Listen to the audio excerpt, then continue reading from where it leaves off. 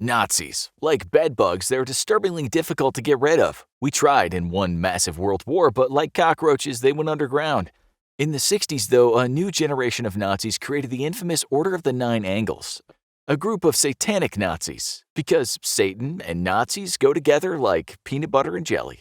The Order of the Nine Angles, or ONA, has its origins in a shrouded pact of secret cooperation between refugee Nazi hierarchies fleeing persecution for their war crimes and demonic forces from hell itself. Actually, that's sort of Hellboy's origin story, and we stole it because the truth is, nobody knows the real origins of the ONA.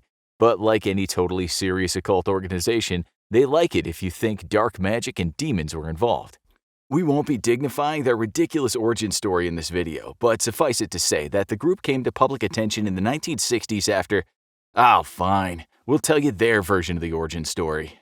The ONA is allegedly the descendant of pre-Christian pagan traditions, which fled underground during the Christianization of Britain. These traditions passed on their knowledge of arcane sorceries and totally legit, no really for real guys, black magic in small temples kept hidden since the Middle Ages. Each temple appointed one individual to cosplay as a Grand Master or Grand Mistress who was responsible for the running of the temple. Sometimes in the late 60s, one Grand Mistress united 3 of these temples together to form the ONA, Kamlad, the Temple of the Sun, and the, Noctulians. Turns out, not many people in the 60s had been keeping the black magic cosplaying tradition alive though, so inevitably, recruitment had to be opened up to filthy casuals. Then, in the mid-70s, along came an Anton Long, a Brit who had dabbled in occultism but wasn't yet at writing fanfic levels. Long became the mysterious mistress's heir, and upon taking over, initiated a massive corporate expansion strategy he called, the Sinister Strategy.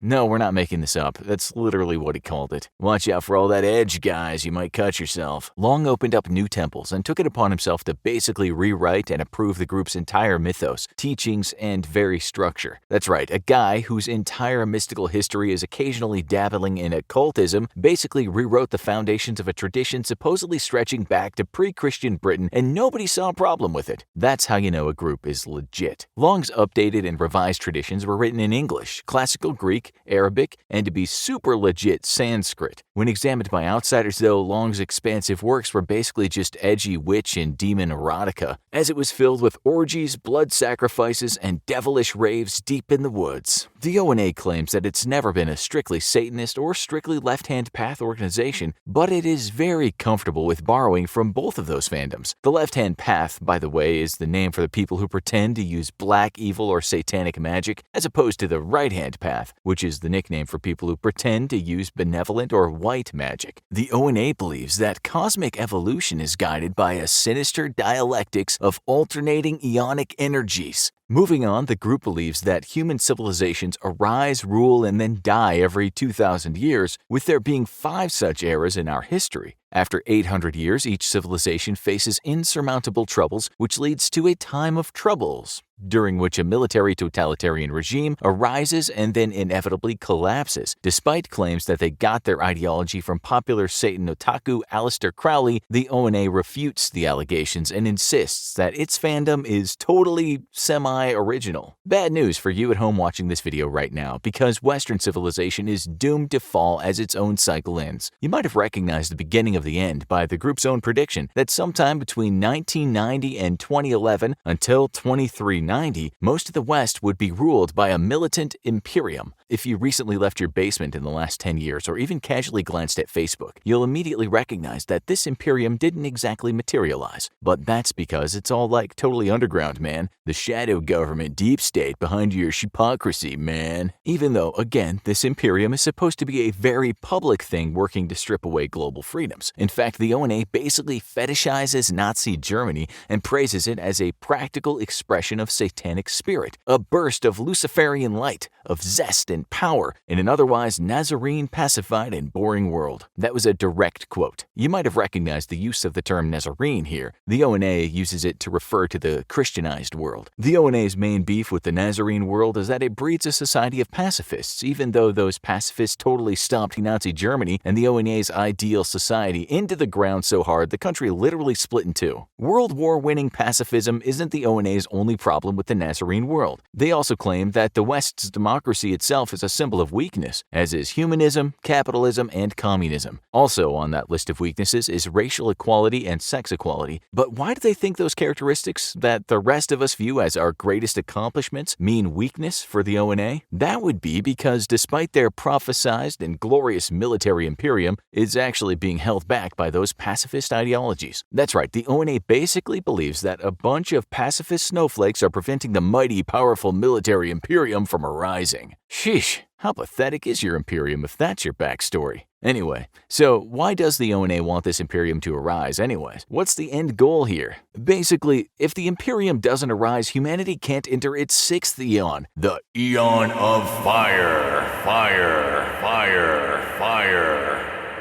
This eon will be characterized by a powerful government, very Nazi in design, and a racially pure civilization which will span the galaxy. That's right, those asshats basically want to overthrow democracy so they can start LARPing Warhammer 40k. Stick to one fandom, guys. In this satanic Warhammer ripoff future, Aryan colonizers will spread throughout the universe, spreading their pasty white genes across every star system in the galaxy. Troubles and woes will be a thing of the past as humanity evolves into one singular superior race. And what's stopping the glorious Galactic Reich from arising? You being nice to your neighbor. So, how are they going to install Robo-Hitler as human god emperor? Well, through subverting Western civilization. The ONA believes that if it can systematically pull apart the seams of civilization, then it can hasten the societal collapse that will allow their mighty military imperium to arise. To achieve societal collapse, the ONA encourages its members to learn from anarchist, other neo-Nazi, and Islamist militant groups. It also encourages members to undertake criminal acts. The group has largely failed at inciting any sort of societal disorder, probably because their numbers are so incredibly low. Despite ONA membership being secret, in the 90s it was believed that the group had as few as a dozen or less members. In recent years, it's grown in popularity thanks to an increase in far-right sentiment around the world. Still, the group is only believed to number a few thousand. To no one's surprise, ONA shares members with other far-right and neo-Nazi groups, such as the Atomwaffen Division, National Action, Sonnenkrieg Division, and Nordic Resistance Movement. In 2019, Army Specialist Jarrett William Smith was arrested and charged with distributing of information related to explosives and weapons of mass destruction. He was believed to have been planning an attack to kill federal agents, along with 3 other members. The motivation for the attack? To glorify the ONA and further its agenda of fear and violence. In 2020, paratrooper Ethan Melzer of the 173rd Airborne Brigade planned an ambush of his own unit alongside other ONA terrorists. His goal was to kill as many of his fellow soldiers as possible, but luckily he was discovered and charged with conspiring and attempting to murder military service members and providing material support to terrorists. He was also charged with leaking classified information to the ONA and another Nazi idiot group and now faces life in prison. More military service members would be exposed as ONA members, including Corwin Storm Carver, who was found with ONA paraphernalia, and Shandon Simpson of the Ohio Army National Guard. He had been sent to help deal with the George Floyd protests in Washington, but had a plan to kill protesters to do his part in the racial holy war. The FBI, however, got to him first. In January 2020, Luke Austin Lane and 2 others were arrested for stockpiling weapons and plotting to kill an anti-fascist couple and their children. Lane, along with a dozen other people, had prepared for this by engaging in paramilitary training, sacrificing a ram, drinking its blood, and taking a bunch of drugs. In September of 2020, police in Canada arrested Gilherm William von Newtigam for the murder of Mohammed Aslim Zafis. Zafis had been found dead with his throat slashed open not far from the mosque he worked at as a caretaker. The police also believe that the killing was related to the murder of Rampreet Singh just a few days before and a short distance from where Zafis was discovered. At Newtigam's home, the police discovered an altar with the ONA's official logo adorning a large monolith. He was also known to promote his ONA views on various social media and even had his own Spotify of him conducting satanic chants. The USA isn't the only one with an ONA problem in its military, though, as an investigation in Canada revealed that a Special Forces soldier from its elite Canadian Joint Incident Response Unit was a member of the ONA. Another soldier connected to this SF trooper has been previously revealed as an ONA recruiter. In 2021, a British man, Daniel Hussein, killed 2 sisters as part of his fulfillment of a demonic pact. He too was known to be closely affiliated to the ONA. Today, the ONA is only growing in popularity because of the large numbers of social outcasts who need to feel empowered. Membership offers a community of individuals who accept you just the way you are, as long as that way is straight and white, and this can be a powerful lure for the growing number of disenfranchised youth. The black magic mythology and ritual isn't just great cosplay, it adds to the shadowy, mysterious, and elitist appeal of membership. If you can use magic, you're literally better than people who can't. However, the magic aspect of ONA, like in many similar groups, is merely a way for powerless individuals to feel as though they might have a chance of affecting some real change in their lives or communities that they can't otherwise. Even if all of it's just burning smelly incense and reciting made-up nonsense, the appeal of feeling like you're empowered is a strong allure to many. Despite its lofty ambitions, the ONA has completely failed at its own goals of bringing on some terrible Warhammer 40k global LARP, and instead blames the future of their mighty military imperium to arise on the world's growing snowflakes. Any good otaku will tell you that when your mythos starts not making practical sense, it's time to rewrite your whole fandom. Now, go learn how the ONA got its own backstory completely wrong with what the Bible actually says about the devil, or click this other video instead, if you dare.